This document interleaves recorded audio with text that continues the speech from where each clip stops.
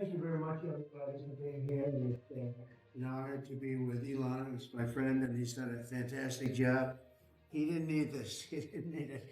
And we find out government's a little nasty on occasion. Hello, Peter. Yeah, at times. Hello, President Trump. Government's a little bit nasty, Peter. You haven't noticed that. You've had a charmed life, right? You tell me. Very charmed. I think you've had a charmed life. I think what I'll do, if you don't mind, numbers have just come out which are rather extraordinary, and I thought I'd play a tape of one of the people who I've respected over the years, from Joe Kiernan and Rick Santelli. This just came out, and we'll just play that for a second. Personal income is up 0.8%. That is almost triple the expectations. I'll tell you that the income numbers, really, for the first 4 months of the year, they're stellar. They're really stellar. I mean, I could go back and look at the first 4 months of many different years. Really very strong numbers, and you're right. This administration is criticized for just about everything under the sun. I've never, ever in my lifetime had glimpses into the politics of an administration in the form of transparency like this one. Why don't we be, give credit where credit is due? Income really shooting up. Rick, I also thought everybody was going to get one last order of imports that were going to be tariffed, and they were loading up on things. How the hell they already fix the trade, or not fix it, but to cut it in half? That's crazy. So there wasn't a lot of front loading of things that they needed before the tariffs hit. Yeah, I'll tell you what, it really does call into question some of the conventional wisdoms. And, it's going to be interesting to see what happens next month when we get this number, or we see some of the other numbers like current account, see how they fared. Because I don't know, I've been watching these numbers a long time. I don't think I've ever seen the trade deficit cut in half in 1 month. Not bad, right? Not bad. Come on, guy.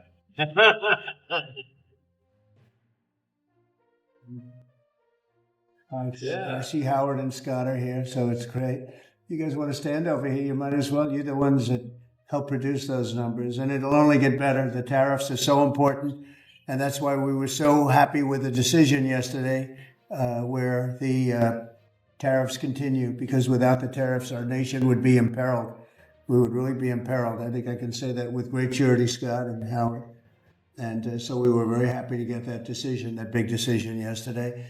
And today it's about a man named Elon, and he's one of the greatest business leaders and innovators the world has ever produced. He stepped forward to put his very great talents into the service of our nation, and we appreciate it. And I just want to say that Elon has worked tirelessly helping lead the most sweeping and consequential government reform program in generations. And the kinds of things that he's found and his people have found. He's brought a group of very smart people in, and they found things that are pretty unbelievable. I have to say that the numbers that we're talking about are substantial, but they're going to be very much more substantial with time, because many of the things that we're working on right now, we're going to have to remember Elon as we find them, but the numbers could double and triple because many, many things, we don't want to go out with them until we're sure, but we've found things that are unbelievably stupid and unbelievably bad. With the Department of Government Efficiency, Elon's delivered a colossal change in the old ways of doing business in Washington. DOGE has installed geniuses with an engineering mindset and unbelievably talented people and computers. I actually asked Elon one time, what's their primary thing? And they have a lot of primary things, all having to do with being smart. But he said the thing that they're really the best at is working with computers, so that they can't be outsmarted by somebody that's not so honest, that happens to also be good with computers, but not as good as these people. But the mindset in the senior ranks of every federal department, and it's really changed. And with Elon's guidance, they're helping to detect fraud/waste and modernize broken and outdated systems. So as you know, we're talking about various systems and changing systems. And, sadly, it takes a long time to do that. You'll change, let's say, a system at IRS and computerize it properly, where the job can be done in 1/10 the time, but it takes sometimes years to rebuild those systems. but we've started. In many cases, we've started. I will say that this has less to do with Elon, but the air traffic control systems, we're bidding out to the best companies in the world, those systems right now. They were what the previous administration was horrible what they did. They spent billions and billions of dollars, and in the end, it didn't even come close to working. They tried to hook up wire to copper, and it can't be done. And they just spent billions of dollars and just wasted money. Actually made the system much worse. So we're going to get a brand new modern system. Congress is working with us on that, and we're going to get it done as quickly as we can. But it's in the works, and once it's done, it'll be good for 30 years. But we have a system that's 48 years old and would have a modern computer hooked into a very outdated computer, and they don't hook up. I mean, they didn't hook up. So after spending billions of dollars, they turned on the system, and in never any cases, from local to countrywide, they never worked.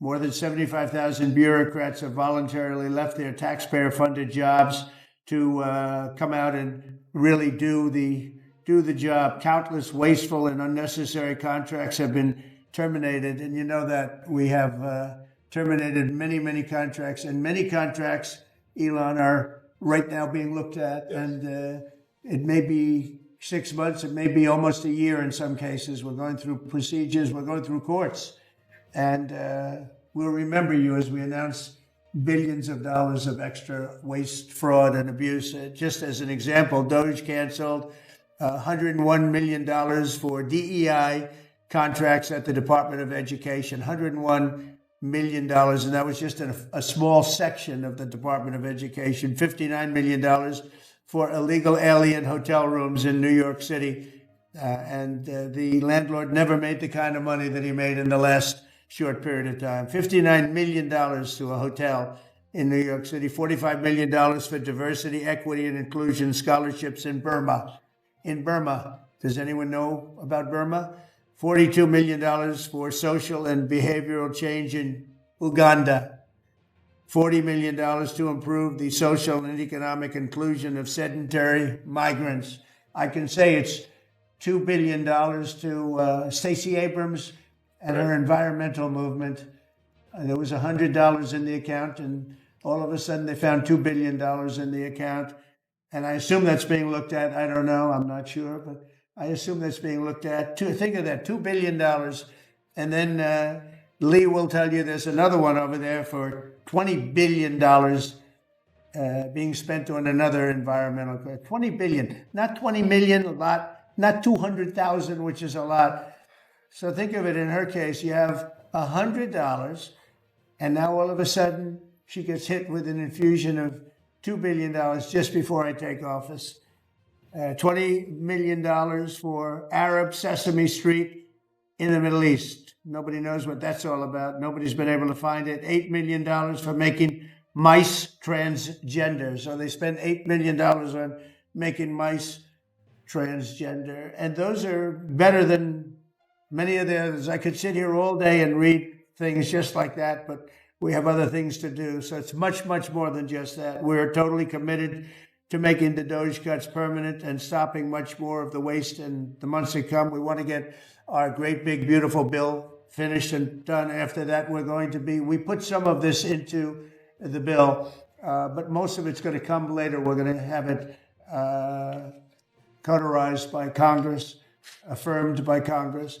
In some cases, we'll make cuts. In some cases, we'll just use it in a different layer to save the money. But it's hundreds of billions of dollars. DOGE has also fully modernized the federal retirement process and continues to work very hard on the IRS modernization. But we're taking that over with DOGE. Many of the DOGE people, Elon, are staying behind too, so they're not leaving. And Elon's really not leaving. He's going to be back and forth, I think. I have a feeling. It's his baby, and I think he's going to be doing a lot of things. But Elon's service to America has been without comparison in modern history. He's already running one of the most innovative car companies in the world. You look at his factories and compare them with some of the old factories we have, and it's a big difference. And the most successful space company, and I guess in history, you would have to say the largest free speech platform on the internet, etc. Yet Elon willingly, with all of the success, he willingly accepted the outrageous abuse and slander and lies and attacks because he does love our country. I know that very much. He loves our country. He comes from another country, a country that's going through trials and tribulations, I would say. But he's all about the USA, and Americans owe him a great debt of gratitude. So I just want to thank Elon for his time as a special government employee. Can you imagine? They call him an employee, but it's a special government employee, and for coming and helping us. And he really has changed the mindset of a lot of people. A lot of people thought, maybe we'll cut 1% or 2% or 3%. Then they said, wow, we can cut a lot more than that. And we're going to do it very surgically. We're going to continue on the march. We're making America great again. When I was in Saudi Arabia, and we were in, as you know, three really great countries, predominantly the three. Qatar was great. UAE was great. Saudi Arabia, incredible. Such an incredible experience to be in those three countries. But the Crown Prince of Saudi Arabia, and I must tell you, the great leaders of the other two that we just mentioned, they all said the same thing, that the United States is the hottest country right now anywhere in the world. And 6 months ago, we thought it was dead. It was like a dead country. And it would have been a dead country if we didn't have the right result on November 5th. It would have been a horrible, horrible situation was going on with the borders, with transgender for everyone, men playing in women's sports, and so much more. But they were saying the hottest country anywhere in the world. And then I played that little clip because that was one person who's respected, or two people, because Joe was in that one too. Joe's a good man. But that was one group of people saying something about the success of what we've done over the last 4 months. They cannot believe it. In the one case, they said they've never seen anything like it as long as they've been doing what they've been doing. They've been doing it for a long time. So I want to thank Elon for helping. And again, the United States right now is the hottest country anywhere in the world. There's no country as hot.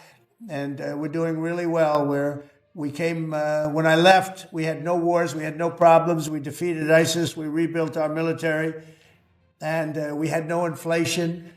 And when I came back, we had a lot of inflation. We had wars all over the place. We had the embarrassment in Afghanistan where we gave up billions and billions of dollars of military equipment, the most embarrassing moment in the history of our country, I believe. I believe that strongly. We have Russia with Ukraine. We had the attack on Israel in October, the horrible attack, October 7th. Horrible, horrible attack. Nobody's ever seen anything like it. And now we have something where we're really healing a lot of that. We stopped India and Pakistan from fighting. I believe that could have turned out into a nuclear disaster.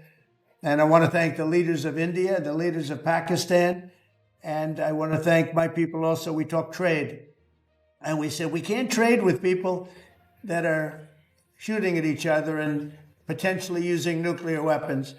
And they're great leaders in those countries, and they understood, and they agreed. And that all stopped, and we're stopping others from fighting also, because ultimately we can fight better than anybody. We have the greatest military in the world. We have the greatest leaders in the world. We put one of them in charge of the Joint Chiefs of Staff, as you know, General Raisin Kane. And we wiped out ISIS, completely wiped out ISIS in 3 weeks. They said it would take 5 years, and we did it in 3 weeks. And that's the way it is. But we don't want to have to use our military. We want to be peace through strength when we can. And that's the way we're going to have it. So I just want to thank Elon and all of his people. Most of those people are staying. Almost all of them are staying, and they're going to be with us. And you're going to see the results coming long into the future. Even a year and 2 years later, you're going to see a lot of the results. And those hundreds of billions of dollars are going to be adding up, and they're going to continue to add. It'll be interesting, really interesting to see what the final number is going to be. But again, Elon gave an incredible service. Nobody like him. And he had to go through the slings and the arrows, which is a shame because He's an incredible patriot. The good news is that 90% of the country knows that, and they appreciate it, and they really appreciate what he did. And I gave him a little special something we have here. Thank you. A very special, that I give to very special people. I have given it to some, but it goes to very special people, and I thought I'd give it to Elon as a presentation from our country. Thank you. Thank you, Elon. Thank you. Take care of yourself. Thank you. Did you see the lock? The lock on this is amazing. That's right. Large lot. Well, let me say perhaps a few words that this is not the end of Doge, but really the beginning. My time as a special government employee necessarily had to end. It was a limited time thing. It's 134 days, I believe, which ends in a few days. So that it comes with a time limit. But the Doge team will only grow stronger over time. The Doge influence will only grow stronger. It's I liken it to sort of Buddhism. It's like a way of life. So it is permeating throughout the government, and I'm confident that over time we will see $1 trillion of savings and a reduction in $1 trillion of waste and fraud reduction. The calculations of the Doge team thus far, in terms of an FY25 to FY26 delta, are over 160 billion, and that's climbing. We expect that number will probably go over 200 billion soon. So I think the Doge team is doing an incredible job. They're going to continue doing an incredible job, and I'll continue to be visiting here and be a friend and advisor to the president. And I look forward to times being back in this amazing room. By the way, isn't this incredible? It's stunning. I think the way that the Oval Office, how the president has just completely redone the Oval Office is beautiful. I love the gold on the ceiling. Thank you. It's pretty nice. Yeah. That's been there a long time. That was plaster. Nobody ever really saw it. They didn't know the eagle was up there, and we highlighted. It's essentially it's a landmark, a great landmark, and that's 24 karat gold, and everybody loved it. And now they all see it when they come in. So it's been good. The Oval Office finally has the majesty that it deserves, thanks to the president. So I look forward to continuing to be a friend and advisor to the president, continuing to support Doge team, and we are relentlessly pursuing $8 trillion in waste and fraud reductions, which will benefit the American taxpayer. That's it, really. Thank you, Mr. President. Thank you. All right. Great job. Thank you. Thank you, President Trump. The president mentioned that you had to deal with all the slings and arrows during your time at Doge. There's this. Well, some of the people, some of the media organizations in this room are the slingers.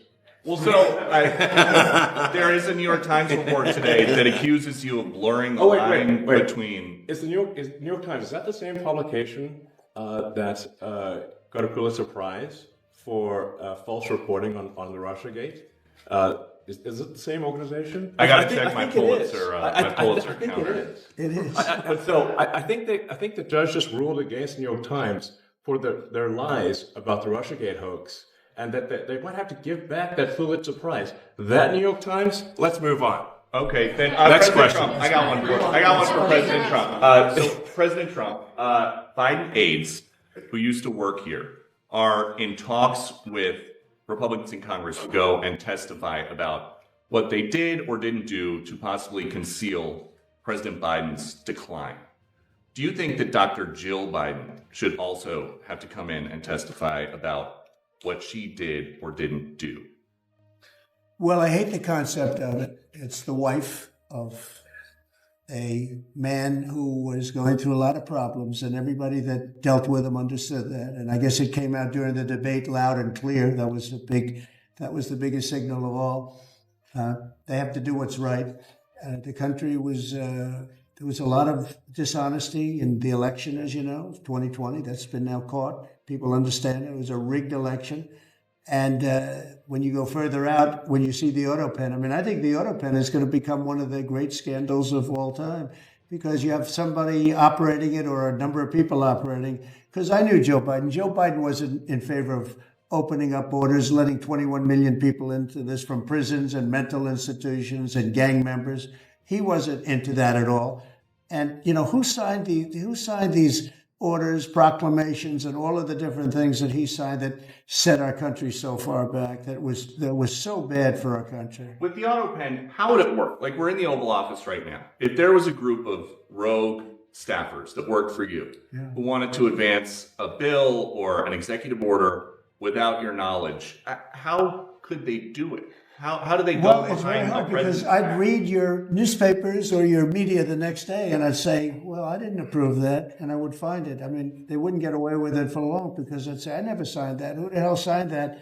Auto pens, to me, are used to sign letters to people because we get, I think they said 20,000 letters a week. And you like to be able, when somebody takes the time to write a letter, it's nice to sort of write back.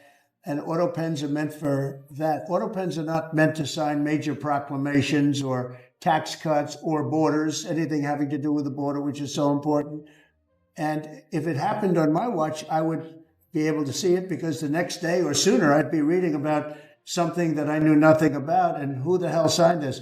So I almost never use the auto pen. In fact, yesterday I was signing about 81, I think it was 81 proclamations and statements to people that I think should be signed by us. I think when you write letters to foreign dignitaries or presidents or prime ministers, you should be signing those letters, not done with auto pens. I understand he signed almost everything with an auto pen. It's a very dangerous thing. It really means you're not president. Whoever operated the auto pen, and we think we know who that is, and it was actually more than one person, but that's not what the presidency is all about. I hardly used to use it. Reinstate the tariffs on China. You said that they violated the agreement with the U.S. Well, they did. They violated a big part of the agreement we made. If you read that whole statement, I was very nice to them. I helped them because they were in trouble with the stoppage of a massive amount of business. But I'm sure that I'll speak to President Xi and hopefully we'll work that out. But yeah, that's a violation of the agreement. Yeah, please. Mr. President, can you give us an update to the latest ceasefire agreement that Israel has agreed to, but Hamas still considering? Well, they're very close to an agreement on Gaza, and we'll let you know about it during the day or maybe tomorrow, and we have a chance of that. And I think we have a chance of making a deal with Iran also. They don't want to be blown up. They would rather make a deal.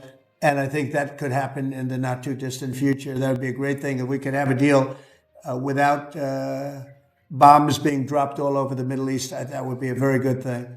They can't have a nuclear weapon. We want them to be safe. We want them to have a very, very successful nation. Let it be a great nation, but we can't have that. They cannot have a nuclear weapon. It's very simple. And I think we're fairly close to a deal with Iran. Mr. Musk, I have a question for Elon. Yeah, please. You said just now that you look forward to being a friend and advisor to the president. So do you Well, I am. expect to continue always advising the president and Doge informally, or are you going to sort of shift your focus entirely to your companies? Well, I expect to continue to provide advice whenever the president would like advice. I hope so. I mean, I expect to remain a friend and an advisor, and certainly if there's anything the president wants me to do, I'm at the president's service. Mr. Musk, on Doge, you said that there was $1 trillion promise for cuts from Doge. Yes, I think we do expect over time to achieve the $1 trillion. But what have you found in your time here was the biggest roadblock to getting those cuts? Was it the cabinet, or was it Congress, or something else? What was the biggest roadblock from your work? It's mostly just a lot of hard work. It's really not any one person or Congress. It's going through really millions of line items and saying just each one of them makes sense or does not make sense. Obviously, at times when you cut expenses, those who are receiving the money, whether they're receiving that money legitimately or not, they do complain. And you're not going to hear someone confessing that they received money inappropriately. Never. They're going to always say that they received money appropriately for an important cause. Naturally, that's what you'd expect. So we just have to. It's just a lot of work going through the vast expenses of the federal government and just really asking questions. What's this money for? Are you sure it's actually being used well? Many times we can't even find anyone who defends it. So for a lot of the expenses, there is actually no defender at all. And then we have to just go work through the process of stopping the spending, where there's often literally no defender. Nobody even knows why the money's being spent. It's truly absurd. I mean, we find situations where there are millions of software licenses with 0 people using them. 0. Exactly. This is the quizzical expression. You're like, surely, if there's millions of software licenses, someone should be using them. No, and then we've got to go through the process of saying, okay, look, if no one's using the software, we need to terminate this software license agreement. That's everywhere in the government. Mr. Musk, what do you think would be easier, colonizing Mars or making the government efficient? It's a tough call, but I think colonizing Mars and making life multiplanetary is harder. And as I said, we do expect to achieve over time the $1 trillion savings. We can't do it in like a few months, but if you say by I think the official end of DOGE, which the president may choose to extend, is the middle of next year. Say by the middle of next year, with the support of the president and Congress, could we achieve $1 trillion of savings? I think so. We're on track to do so. Do you have faith that Congress is going to? Mr. Musk. Thank you, Mr. President. You had mentioned earlier in the week that DOGE had become a whipping boy. And as the president mentioned, you went through a lot to go through this process. Yeah. Was it worth it for you? And what would you change? Yes. So what we found was happening was that if there were any cuts anywhere, then people would assume that was done by DOGE. And so we became like essentially the DOGE boogeyman. Where if any cut anywhere would be ascribed to DOGE. A friend of mine's daughter who's at law school at Georgetown thought that DOGE had cut the Senate, internships for the legal internships for the Senate, and we have nothing to do with that. So if they have been cut, it's not to do with us. Just as an example. So it just became a bit ridiculous where any cut anywhere was somehow DOGE. And including things that made no sense, and we would agree made no sense. There are many things that occur in the government because it's the banal evil of bureaucracy. It's sort of the frankly largely uncaring nature of bureaucracy.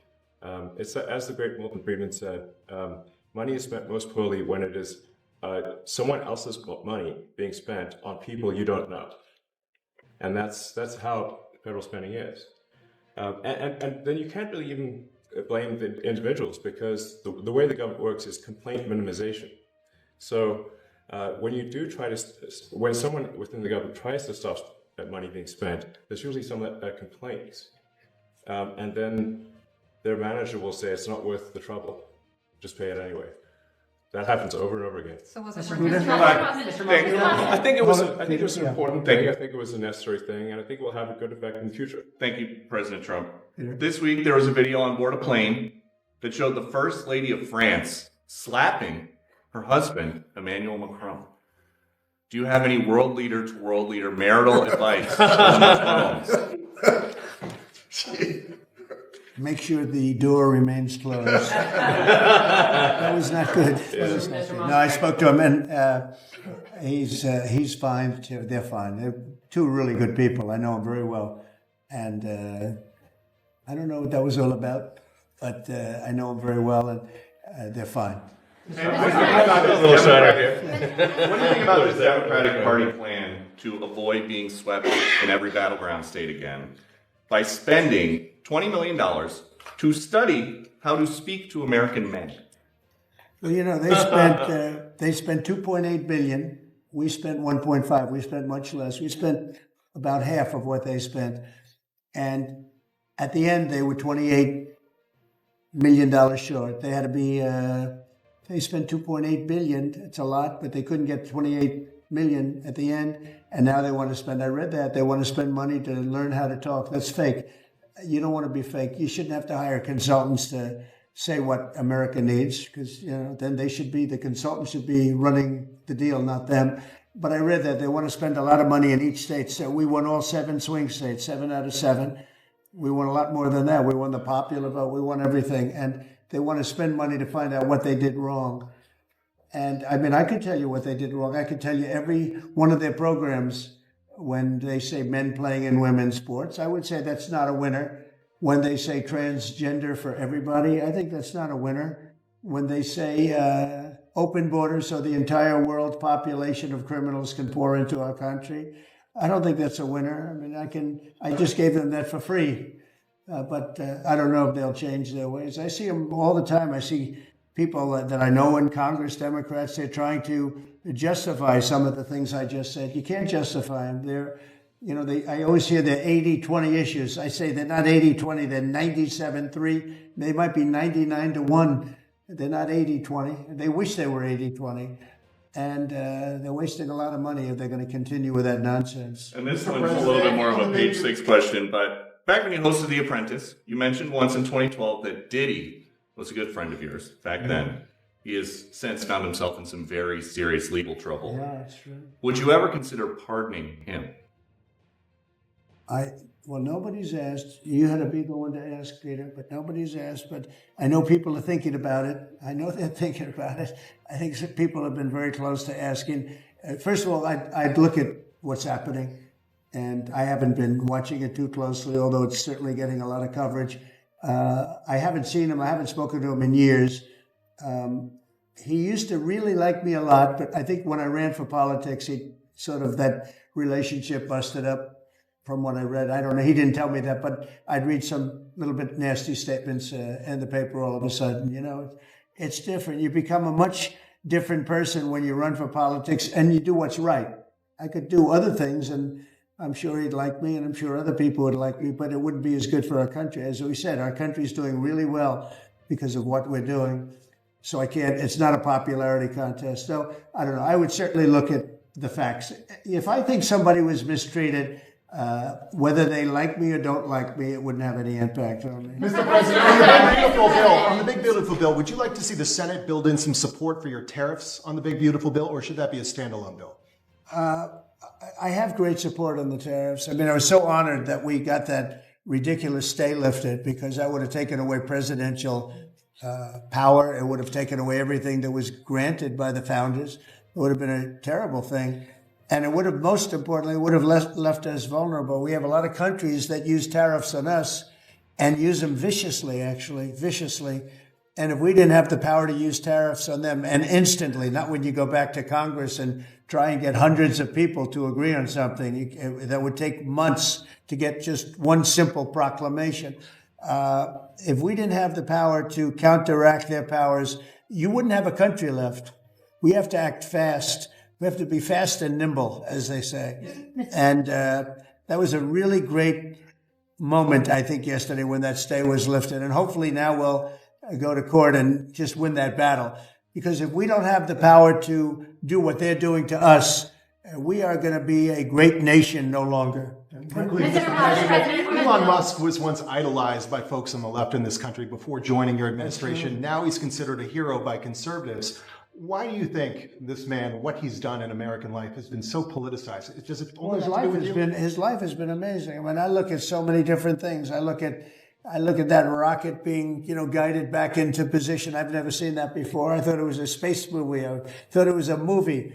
You look at what he's done in terms of communication. It's been unbelievable. So many different, even tunnels going underground, not having to go through all the process of going, he's got a company that does that. He's got so many different companies. Starlink, as an example. He saved a lot of lives, probably hundreds of lives in North Carolina. I don't even know if you remember, but I called you. They needed Starlink in North Carolina. And I didn't know what the hell Starlink was. I said, what is it? Who owns it? He said, do you know Elon Musk? I said, yeah, I happen to know the gentleman. This was before his government stay. And they said, we really need it, because North Carolina became an island. It was, people had no communication. They had no access to anything, and they were dying. And I called up Elon, and you can't get it because it's so successful. It's very hard to get. And he had so much of it brought over there, and they told me it was unbelievable. It saved a lot of lives. So, he's just done a lot of things. I don't think he gets credit for what he's done. But he's a very good person too. You know what? If he wasn't a good person, but he did the same things. I'd probably maybe speak differently. He happens to be a really good person who loves the country. Mr. President, on the one big, beautiful bill, you had indicated this week that there were some things you didn't like about what had passed in the House. What changes do you want to see the Senate make? And you had also indicated there were things you didn't like about the bill. What would you be suggesting he push senators to change in their version? Well, I'll tell you, I'll go first. It's an unbelievable bill. It cuts your deficits. It cuts, it's a huge cutting. But there's the things I'd like to see maybe cut a little bit more. I'd like to see a bigger cut in taxes. It's going to be the largest tax decrease or cut in the history of our country. I'd like to see it get down to an even lower number. I was shooting for a slightly lower number. I would have liked to have done that. But with all of that being said, when you look at the tax cut and the fact that the original tax cut, which made us so successful, we had the most successful 4 years in the history of our country, the economy, and this is going to be even better. And you see that by the reports that came out just yesterday or tonight. I guess they were released this morning at 8 o'clock. You see the kind of numbers where somebody that's a pro is like, whoa, I haven't seen numbers like this since I've been doing this. These are human emotions of professionals that have never seen numbers like, and we've just started. The bill is a great bill. It's going to be jiggered around a little bit. It's going to be negotiated with the Senate, with the House. But the end result is it extends the Trump tax cuts. If it doesn't get approved, you'll have a 68% tax increase. You're going to go up 68%. That's a number that nobody's ever heard of before. You'll have a massive tax increase. If it does get approved, you'll have a large tax cut, the largest we've ever had. When you add the past tax cuts that we got you, the Trump tax, they call them the Trump tax cuts. It's an amazing bill. It does amazing things. With all of that, it's going to be adjusted a little bit over the next coming weeks, and I think it's going to be passed. The Republicans want to pass it. With all of the great things it does, including an extension of debt, it's the extension. We have to extend the debt. If we don't extend debt, we're in default. Now, the Democrats might like our country to be in default, but in 250 years, we've never been in default. That was handed to them by a very well-meaning man that gave it to them because he thought it was the right thing to do. It could have been their problem before the election, but this man thought it was the right thing to do, and he was well-meaning. I don't hold anything against him for that, but that was put on our plate when it should have been on the Democrats. September 28th, a famous date. It should have been taken care of by the Democrats, but this person, a man of power, gave it to us so that in June that comes due. Well, we have to take care of that because if we don't take care of it, we have a country in default, and we don't ever want to have a country in default. I'll tell you, a certain senator, Elizabeth Warren, said that she would never, ever allow a default on our debt. She would never let it happen, and she would like to get rid of the debt ceiling, what's called the debt ceiling. I call it the debt extension because we really need an extension, that she'd like to see that gotten rid of. And there are many people that agree. Many Democrats agree with that. But we gave that through, and I don't want to say an error. He did it well-meaning. They gave that to us. It was a Democrat problem just before the election. Would have had a huge impact on the election. And to our benefit, we won anyway, but to our benefit, but felt that really for the good of the country, we should extend that. But Elizabeth Warren and various other people would like to see that. Her whole career, she wanted to see it terminated, gotten rid of, not being voted on every 5 years or 10 years. And the reason was because it's so catastrophic for our country. And I always agreed with her. That was one thing I agreed with her on. Now, I haven't spoken to her, but I would say that if you asked her that question now, she'd say, no, it's their problem. But it's a very unfortunate situation. It's a very unfair situation. And she happened to be right on that. It should be gotten rid of, or it should simply be extended. But that's one of the things that gets taken care of in this bill. That automatically gets extended for a 4-year period. and it should be. But I agree with Elizabeth Warren on that. I think you should get rid of it. It's too catastrophic. Yeah, please, go ahead. What message do you like to send to international students? Are they still welcomed to study in the United States? And one question for Mr. Musk. The students? Well, we want to have great students here. We just don't want students that are causing trouble. We want to have students. I want to have foreign students. I think Harvard, it's close to 31%. That's a lot. Our country's given $5 billion plus to Harvard over a short period of time. Nobody knew that. We found that out. I wouldn't say that was a Doge thing, but we found that out over a period of time. That was sort of a Trump thing. We ended up in litigation for other reasons because they're very anti-Semitic. And in finding out and in going through the books, we found out that the country gave them $5 billion plus, much more than that, actually. And we're having it out with them, and let's see what happens. I think we have a very good, it's a very sad case. It's a case we win. We can't lose that case because we have the right to make grants. We're not going to make any grants like that. But I don't think Harvard's been acting very nicely. I think Columbia wants to get to the bottom of the problem. They've acted very well. And there are other institutions, too, that are acting, but Harvard's trying to be a big shot. And all that happens is every 3 days we find another $100 million that was given. 2 days ago, we found $200 million more. The money's given to them like gravy. I'd like to see the money go to trade schools, where people learn how to fix motors and engines, where people learn how to build rocket ships, because, somebody has to build those rocket ships. Yeah. And I'd like to see trade schools set up, because you could take $5 billion plus hundreds of billions more, which is what's spent, and you could have the greatest trade school system anywhere in the world. And that's what we need to build his rockets and robots and things that he's doing, and to build lots of other things. And, I went to school with people. In some cases, they weren't good students, but they could fix the engine of a car better than anybody I've ever seen. They could take it apart blindfolded. They had an ability at that. And they did very well. They made a lot of money. It's a very skilled job. It's great. But I'd like to see a lot of money going into trade schools. I've always felt that. And we probably found our pot of gold, and that's what's been wasted at places like Harvard. And the money's been wasted. Yeah, please. Yeah, I wanted to ask quickly, Mr. Musk, what is your eye okay? What happened to your eye? I noticed there's a bruise there. Well, it wasn't. I wasn't anywhere near France, so. But. What does that mean? No, I didn't notice his First lady of France. getting slapped. I didn't notice. I was just walking around with little X, and I said, "Go ahead, punch me in the face," and he did. Turns out, even a 5-year-old punching you in the face actually does. That was X that did? Yeah. X could do it. If you knew X, I saw his mom right now. But I didn't really feel much at the time, and then I guess it bruises up.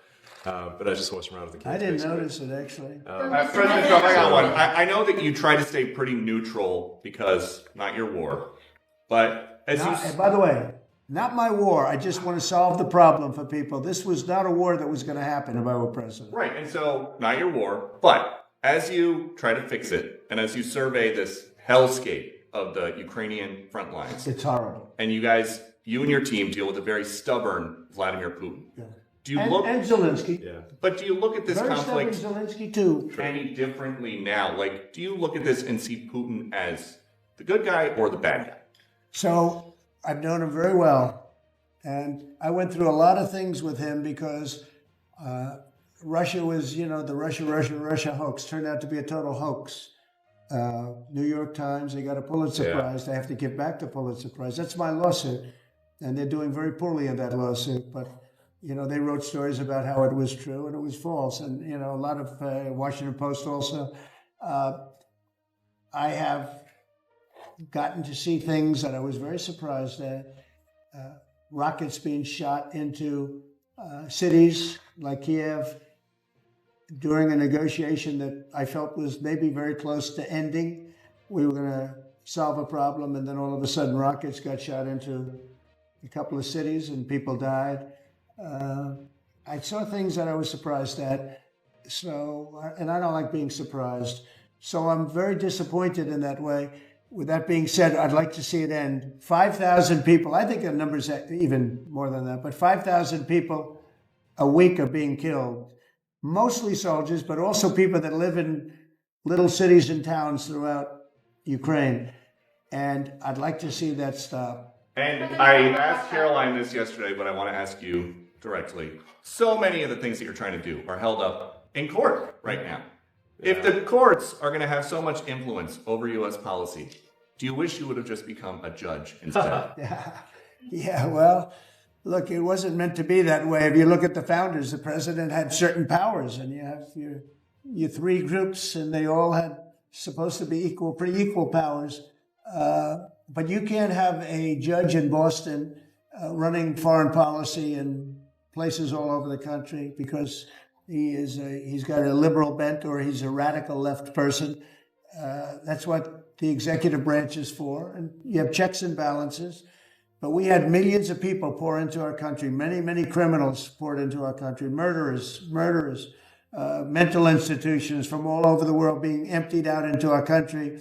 And if we don't get them out and get them out quickly, could lose your country very easily. This is a bad, that anybody would allow this to happen to our country. You know, with all of the things, we took over inflation, we took over some wars, we took over a lot of problems that didn't exist when I was president. None of it existed. We wiped out ISIS. Other than that, we had no wars. Putin was never going to hit Ukraine. Israel would have never been attacked. That attack, as you know, Iran had no money. They didn't have money for Hamas. They didn't have money for Hezbollah. They had no money whatsoever. That wasn't going to happen. All of these things that happened weren't going to happen. You wouldn't have had inflation. So it's very sad when I came back. But the thing that is the hardest is that they allowed 21 million people into our country. And many of those people are stone cold criminals. They moved their criminal population into the United States. And of all the things that, are bad, I solved inflation, I believe, already. I got the fuel prices down. The fuel prices came down. That's one of the reasons they screwed up the energy. They screwed up the cost of gasoline and oil and gas. And you had tremendous inflation, the greatest inflation probably in the history of our country under Biden. And when people said, oh, but the economy was, no, the economy was terrible for the people because they couldn't afford the energy. And the energy brought everything else up. Energy is the big deal. But with all of that, we solved that already. In 4 months, we solved it. $1.99, $1.98 gasoline. First time people have seen that in a long time since my term. But the hardest thing to solve is millions of people pouring into our country, many of whom are criminals. Because remember, these countries are smart. Their leaders are very street smart. They're sending the people that they don't want. They don't want the people that are there, that are law-abiding, that are productive, that are working hard. They want people that are in jails. We have them. They allow them to come in. And I always look to the other side, like, why would somebody do something? In business, I try and study, why would they want to do this? Why would they want to sell it? Why would they want to buy it?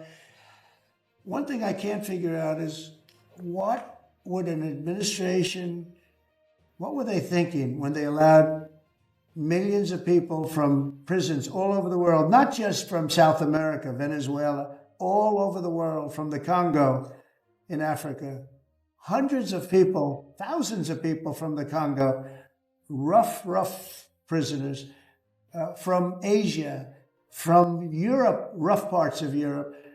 Why would they allow them to come into our country? Why would they do that?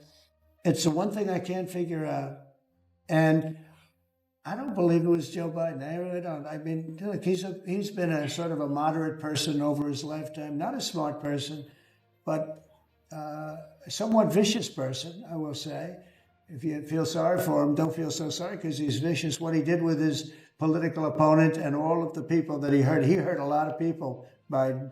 And so I really don't feel sorry for him. But he wasn't a person that would allow murderers to come into our country. He wasn't a person that was in favor of transgender for anybody that wanted it, take kids out of families, et cetera, et cetera.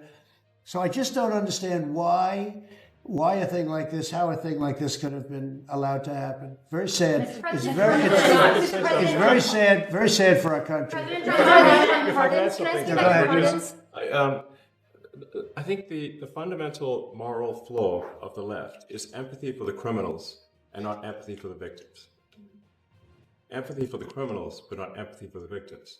And there's been way too much of that. That needs to stop. To the president's point, there's been immense judicial overreach that is unconstitutional. That was never intended.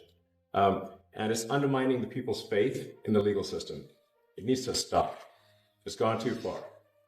And just today, we had, just a couple of hours ago, we had a great decision from the Supreme Court, thank goodness, that was very important. We had two important decisions yesterday on the tariffs, because again, we have to be able to fight a fair fight with other countries. Howard, would you say? We have to be able to use tariffs to fight people that use tariffs on us. I mean, if we didn't have that power of tariffs, we would economically be destroyed as a country, because they will destroy us. Other countries will destroy us with unchecked tariffs. We can check them when we have the use. They tried to take that power away from us. And if you take that power away, we're not going to have a country. We won't have an economically viable country. But it's very important on immigration that we be able to get people out without having to go through a long court case. I mean, it was up to some of these judges.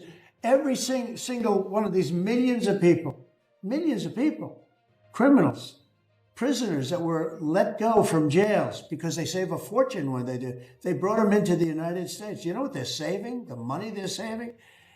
But some of murderers, it's very important that we're able to get those people out of here fast, bring them back to their country where they belong.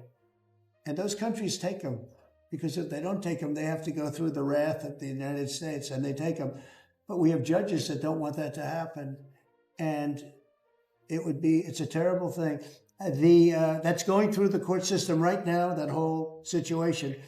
But when ICE and with Border Patrol, they've done an incredible job. When they do this incredible job and they capture 100 killers and drug dealers, and we can't keep them for years here as we go through trials. We have to get them out rapidly, and we know who they are. And we're very careful about who they are, but we have to get them out rapidly, or again, we're not going to have a country. Okay? Maybe one or two more. Go ahead. Are you concerned that tariff may also affect companies like Tesla, which has parts manufactured abroad? And this is also to you, Mr. Musk. Well, he's going to end up building his whole car here. I mean, I thought he built his whole car. Pretty much he does. He's got incredible factories. And like I looked at one in Texas. It's unbelievable. All of the manufacturers will build their parts here, too. I mean, it used to bother me. They make a part in Canada, a part in Mexico, a part in Europe, and it's sent all over the place, and nobody knew what the hell was happening. I think it's ridiculous. You build a car, make it in America. And I gave them a little leeway on that, gave them some leeway. But over the next year, they've got to have the whole thing built in America. That's what we want. We want America to buy American-built cars. Thank you very much, everybody. Thanks, guys. Thanks, guys. How was your meeting with Jerome Powell? Thanks, guys. Good meeting. It was a good meeting. Are you considering? Thanks, guys. Keep going. Thank you. Thanks, guys.